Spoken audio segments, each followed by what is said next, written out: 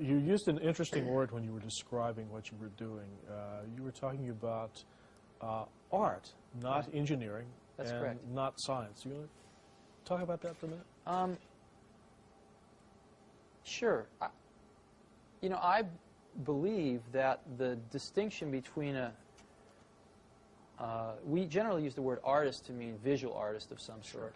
But I actually think there's really very little distinction between an artist of that type and a scientist or engineer of the highest caliber. And I've never had a distinction in my mind between those two types of people.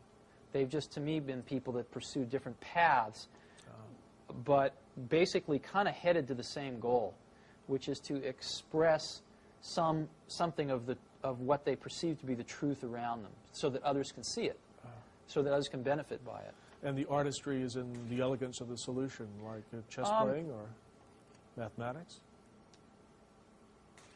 No, I think the artistry is in having an insight into what one sees around them, generally putting things together in ways that no one else has, and finding a way to express that to other people who don't have that same insight so that they can get some of the advantage of that insight that makes them feel a certain way or allows them to do a certain thing. And I think that certainly a lot of the folks on the Macintosh team were capable of doing that and did exactly that. And if you study these people a little bit more, what you'll find was, in this particular time, I don't know how it will be in 200 years, but certainly in the 70s and 80s, the best people in computers would have normally been poets and writers and musicians. I mean, almost all of them were musicians. A lot of them were poets on the side.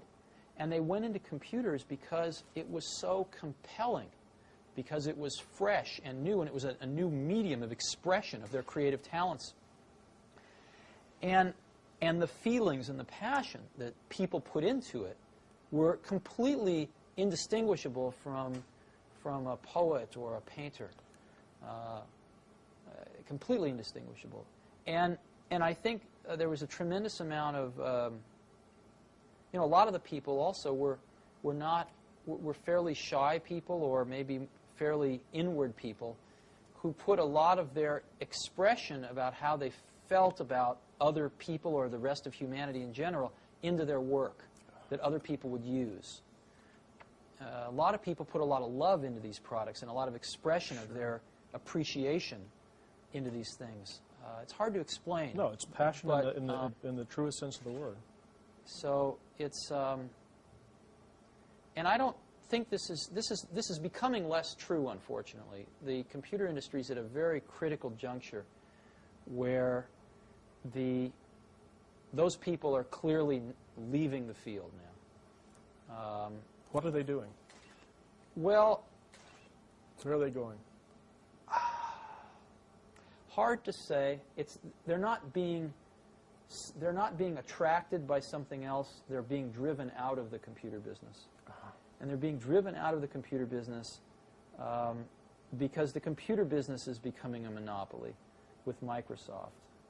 And without getting into whether Microsoft gained this position legally or not, who cares? The end product of the position is that the ability to innovate in the industry is being sucked out dry. And I think